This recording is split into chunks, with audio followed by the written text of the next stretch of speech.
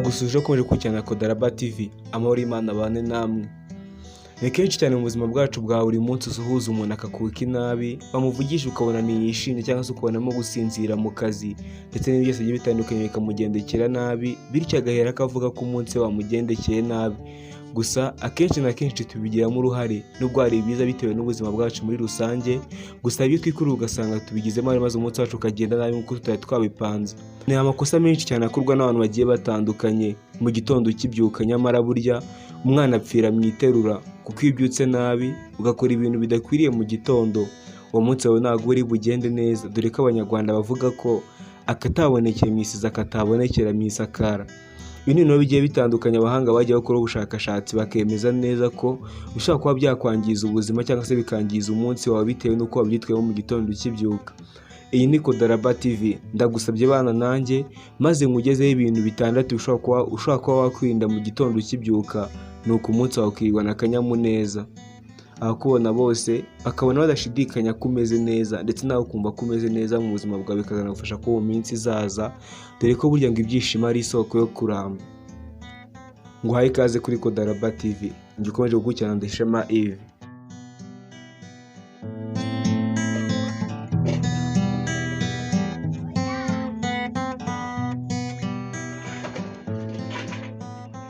Irinde kubyuka vuba vuba ugikanguka. Iri naryo ni mu makosa akomeye cyane akorwa n'abantu benshi cyane, dore ko akenshi dusigaye dukora amasaha y'imirengera, kuryama bikatugora cyangwa se tukarenza amasaha yo kubyukiraho. Ibi bigatuma bitewe n'akazi dukora benshi tubyuka twirukira muri dushe dutegure breakfast, abenshi tunajya mu kazi. Gusa ibi si byiza dore ko burya ngo binaniza umubiri, bikaba byanatera ingaruka zizahora mu buzima bwawe cyangwa se zizabaho igihe cyose. Burya ngo iyo ukangutse ugahita ubyuka vuba vuba wirukanka uva mu buriri, amaraso yirukira mu mitsi y'amaguru, bikaba byatera umuvuduko w'amaraso, isereri ndetse n'ibindi bigiye bitandukanye. Abahanga rero bavuga ko byibuze umubiri wa muntu ugomba kubanza gutegereza iminota 20 cyangwa 25 ugikanguka, ugatekereza ku munsi wawe, ese ngiye gukora iki, ngiye kujya he. Ibi bikaba byatuma rero ukanguka neza ukajya mu kazi kawe nta kindi kibazo biteje, ndetse ukadukanira igihe ukiri mu buriri. Ibi bituma umubiri wawe unanirwa cyane, iyo ukangutse ugahita ubyuka vuba vuba, bikaba byakujyanga ko kuri uwo munsi ukirirwana akanyamunabi cyangwa se ukajya n'isereri kuri uwo munsi. Irinde rero kubita ubyuka vuba vuba mu gihe ukangutse, ubanza ufata umwanya wo gutekereza ku bikorwa byawe byo kujyamo kuri uwo munsi, ibi bizagufasha.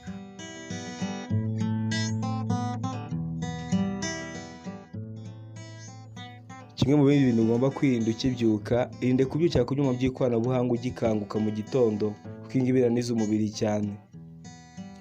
Bitewe n'umuvuduko w'iterambere internet kuri uyu munsi igezeho, bituma benshi cyane babyukira ku matelefone yabo, amamashini ndetse n'ibindi bigiye bitandukanye bya electronique, basoma ubutumwa bwaraye kuri internet, basubiza abakoresha babo, basubiza amashaje zigiye zitandukanye zavuye mu bice bigiye bitandukanye. Nyamara ngana amakosa akomeye cyane ndetse kugira ngo ananize umubiri, bikaba byatuma ugira izindi ngaruka mu gihe kizaza. Ngo ni byiza kubanza kubyuka mbere yo gukora kuri telefone yawe, ukabanza ukareba aho umunsi urimo kwerekeza, byuze ukarindira nk'isaha imwe umaze kubyuka, ukabanza ugashyira ibitekerezo ku murongo, dore ko burya ngo atari byiza kujya kuri internet ugikanguka cyangwa se kuri byuma by'ikoranabuhanga. Ibi binaniza umubiri, bikaba byatuma umunsi wawe utirirwa neza, usinzira mu kazi, ugira umutima umeretse n'ibindi bigiye bitandukanye. Ni byiza rero kubanza kubyuka, ukabanza ugatekereza ukareba aho bigana, bityo ukora kujya kuri internet cyangwa se kuri telefone zawe ndetse n'amamashini y'akazi.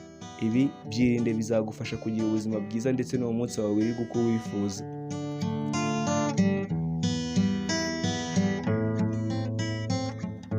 Ku mwanya wa gatatu rero haje ikindi kintu gikunda kuba n'abantu benshi cyane, nyamara bingije ko ari amakosa: kuguma mu kizima mu gihe bwakeye. Hari umubare w'abantu benshi kuri ino si muri ino minsi, abenshi bitewe no kwifuza kuryama amasaha y'umurengera, bakunda gushyira amarido mu byumba yabo yijimye cyane, bikaba byatuma umuntu bwiza wese agera mu cyumba mu gihe bwakeye, nyamara ibi si byiza. Ibi binaniza umubiri cyane, kuko burya iyo ukomeje kuguma mu kizima bituma umubiri wibwira ko bukije, bityo ukomeza kwakira kondisiyo z'uko bikiri mu ijoro, bikaba byawutera umunaniro ndetse ukananirwa n'ibindi umutima mubi ku kazi kawe k'uwo munsi. Ibi rero biteraniriza umubiri bitewe n'uko burya ngo umubiri ngo ubukenera urumuri rw'izuba iyo bwakeye, kugira ngo umubiri ukomeze wiyumvemo ko bwakeye, maze utangire gufasha nk'umubiri ugiye mu kazi.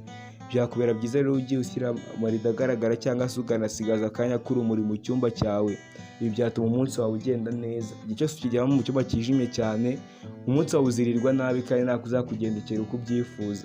Ni byiza rero ko wareka izuba rikinjira mu cyumba cyawe mu gihe cyo kubyuka mu gitondo, bityo bigatuma umunsi wawe wirirwa uko uwushaka. Ibi byirinde nabyo bizagufasha.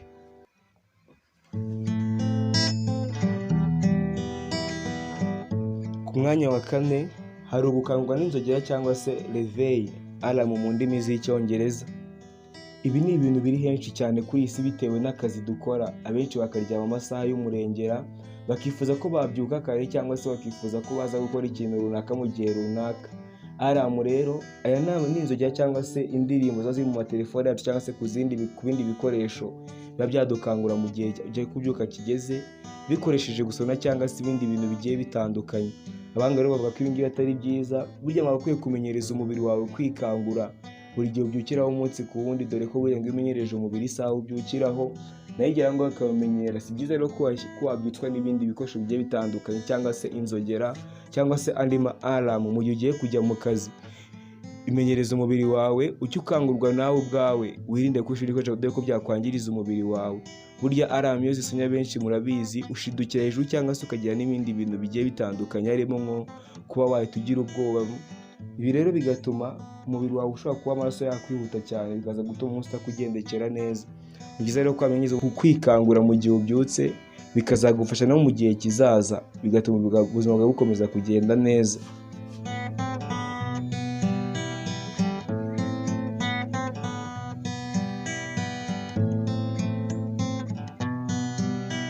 Ku mwanya wa gatanu rero hari ikosa rikunda gukorwa n'abantu benshi nyamara batarizi. Gusukura amenyo ni byiza, gusa koza amenyo umaze kurya ibintu bifitemo acide burya ngo si byiza ku buzima bwa muntu. Iri ni ikosa rikorwa n'abantu benshi bamaze gufata za breakfast, harimo nk'abakoresha ikawa, icyayi ndetse n'ibyo bitandukanye gishobora kuba kirimo indimu, nyuma bagahita boza amenyo yabo bakimara gufata iryo funguro. Ibi si byiza cyane dore ko ngo bikoze bituma mu kanwa kawe hirwamo uburyaryate, ukumva umunsi wawe utameze neza ndetse ukumva utanameze neza mu mubiri. Abahanga bavuga ko rero burya byakabaye byiza ufashe iminota nka 40 nyuma yo gufata iryo funguro, ukabona kuba waborosa amenyo dore ko ibi ngibi ngo byangiriza umubiri cyane. Ibi bifite kuba byatuma utekereza ko uwo munsi amenyo yawe afite nk'ikindi kibazo bitewe n'uko ikoreremo korogate cyangwa se indi miti isukura amenyo. Burya acide n'iyo miti ntabwo ujya bikorana neza cyane, hazamo uburyaryate cyangwa se izindi ngaruka zigiye zitandukanye. Ni byiza rero gusukura amenyo, ariko yasukura nyuma y'iminota nka 40 umaze gufata ifunguro. Bya byo rero cyangwa se icyo breakfast, icyo cyayi cyangwa se bigiye bitandukanye gishobora kuba birimo acide ndavuga harimo nk'indimu n'ibindi bigiye bitandukanye. Fata iminota nka 40 nyuma ufata iryo funguro ubone koza amenyo yawe. Ibi bizagufasha kwirirwana akanyamuneza kuri uwo munsi.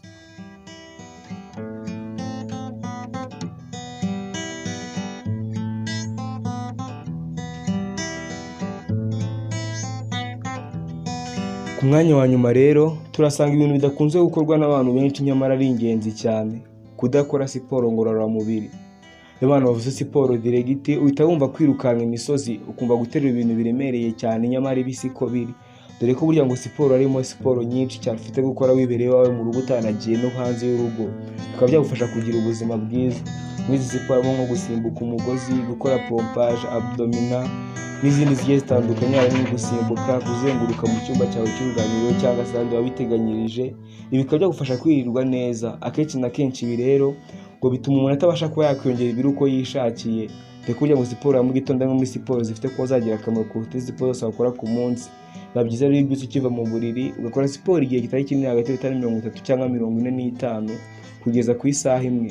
Ibi bikaba byagufasha kuba kwigana akanyamuneza k'uwo munsi, dore ko burya ubutakaje ibinure byinshi cyane mu mubiri wawe bifite kuba byakukwangamira kuri uwo munsi, bikaba byatuma utekereza nabi cyangwa se ukigana akanyamunabi.